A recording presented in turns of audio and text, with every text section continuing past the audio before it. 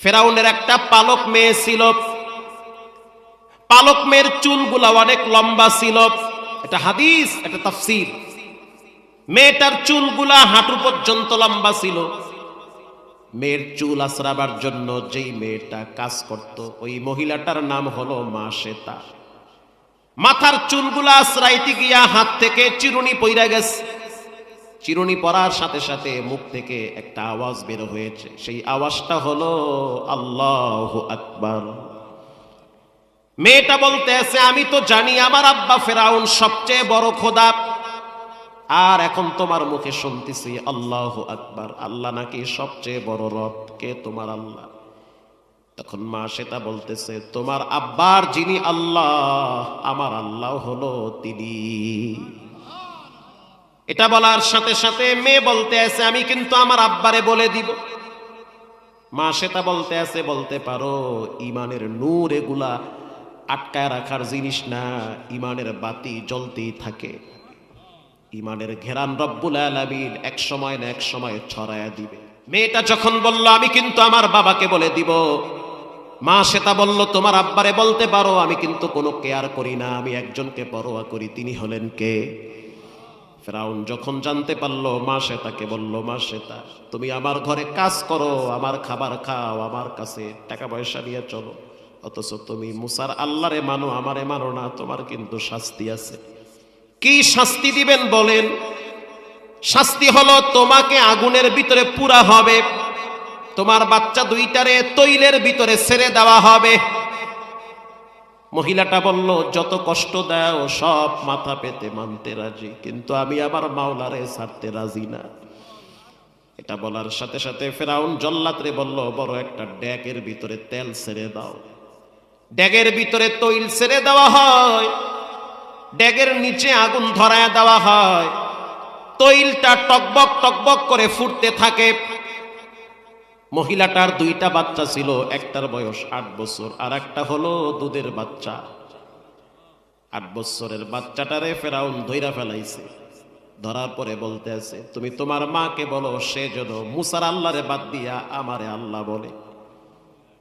ছোট মানুষ মায়ের কাছে গিয়া বলে, মা তৈল টকবক টকবক করে ফুটতেছি,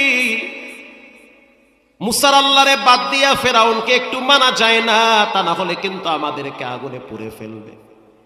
মা বলতে আছে, সাবধান, দুনিয়া কিন্তু স্থায়ী না, দুনিয়া ক্ষণস্থায়ী জায়গা। আল্লাহর প্রতি ধৈর্য ধরো, সবর করো।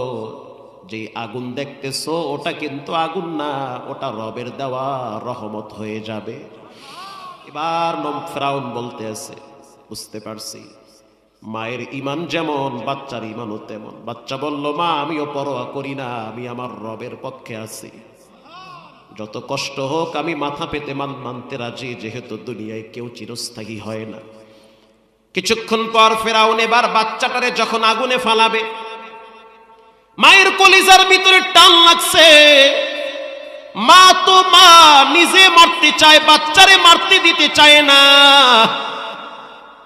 আল্লাহর দিন এই পর্যন্ত এমনে এমনে আসে নাই, অনেক নারী আর পুরুষের রক্তের বিনিময়ে আসছে। ফেরাউন যখন বাচ্চাটারে আগুনে ফালায়া দিবে, আল্লাহ রাব্বুল আলামিন বলে, আজরাইল ওর জানটারে আগুনে ফালাবার আগে বাইপাস করো, যেন দেহের ভিতরে মৃত্যুর স্বাদ না পায়। আগুনে ফালাবার আগে আগে রব্বুল আলামিন তার জানটারে এদিক দিয়ে বের করে ফেলেছে, কোনো কষ্ট হয় না। আল্লাহ রাব্বুল আলামিন মায়ের চোখের পর্দা খুলে ফেলাইছে। তাকায় দেখতেছে বাচ্চার রুহুটা জান্নাতি রেশমি কাপড় দিয়া ফেরেশতারা নিয়ে যাইতেছে। মা তখন স্থির হয়ে বলতে আছে, ইন্নাল্লাহা মা'আস সাবিরিন। ফেরাউন শুনে নাও, আল্লাহ ধৈর্যশীলদেরকে বড় পছন্দ করে। ফেরাউন বলতে আছে, এবার তোমার দুধের বাচ্চাটা আনবো। মা বলতে আছে, আনো, কোনো অসুবিধা নাই। বড় বাচ্চাটারে মাইরা ফেলাইছো, কলিজার ভিতরে আগুন লাগছে, এবার ছোট বাচ্চাটা আবার মারতে চাও। এবার ফেরাউন দুধের বাচ্চাটারে মায়ের সামনে যখন দাঁড় করাইছে, দাঁড় করানোর সাথে সাথে বাচ্চাটা মার কোলে ঝাঁপ দেওয়ার জন্য ব্যস্ত হয়ে গেছে, দুধ পান করবে, কলিজা শুকায় গেছে। মা বলতে আছে, ফেরাউন একটা বারের জন্য আমার কলিজায় দাও।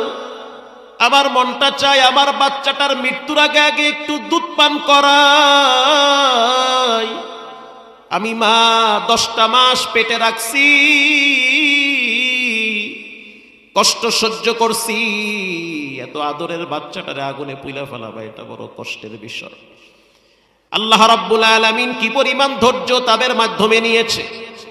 কিছুক্ষণ পর ফেরাউন ওই দুধের বাচ্চাটা ডেনা ধইরা আগুনে ফালায়া দিছে। মা দাঁড়ানোর থেকে বসে পড়েছে আর বলেছে, আল্লাহ আপনি আমার একটু ধৈর্য শক্তি বাড়ায়া দেন। দুধের বাচ্চা যখন তৈলের ভিতরে ফালায়া দিবে, তৈলের ভিতরে ফালায়া দেওয়ার সাথে সাথে মুহূর্তের ভিতরে গোস্তগুলা বুনা হয়ে গেছে। আল্লাহ রাব্বুল আলামিন মায়ের চোখের পর্দা খুলে ফেলাইছে, দুধের বাচ্চার জবান আল্লাহ খুলে দিয়েছে। তৈলের ভিতর থেকে দুধের বাচ্চা ডাইকা বলে, আন্দারামা দরব বি বুরহানে হো তাগবিনি আশরতে কা সালিহু। আন্দারামা দরকে মন ইজা খোশা গরসে দর সুরত মিয়ানে আগোশা। ও মা, তুমি মনে করেছো এটা অগ্নিকুণ্ড? না না, আল্লাহর মেহেরবানি আর তার দয়ার চাদরে অগ্নিকুণ্ড জান্নাতের বাগান বানায় দিছে। ইয়া উম্মি ইসবির, আম্মা জান আপনি ধৈর্য ধরেন, সবর করেন। কিছুক্ষণ পর মহিলাটার পায়ে শিকল লাগায় ফেলাইছে ফেরাউন। এগুলো বানোয়াট কোন পীরের কিচ্ছা না বেটা। ফেরাউন যখন মহিলাটার পায়ে শিকল লাগায় ফেলাইছে, এলাকার মা বোনেরা শুনেন, ইমান তাদের কত মজবুত ছিল আর আপনার আমার ইমান কত দুর্বল। যখন পায়ে শিকল লাগাইছে মহিলা বুঝতে পারছে এবার আমার পালা। মহিলা বলতে আছে, ফেরাউন 2টা বাচ্চারে মারলি, আফসোস নাই, আমারে মারবি আফসোস নাই, কিন্তু একটা আবদার, একটা দাবি ছাড়বি না। একটা আবদার আমার মানো, আমার মৃত্যুর পরে আমার হাড্ডি আর বাচ্চা 2টার হাড্ডি আল্লাহর ঘর বাইতুল মুকাদ্দাসের পাশে দাফন করে দিও। 2টা বাচ্চার হাড্ডি, মায়ের হাড্ডি বস্তায় ভইরা বাইতুল মুকাদ্দাসের পাশে দাফন করেছে। ওখান থেকে কিয়ামত পর্যন্ত ঈমানের ঘ্রাণ ছড়াবে।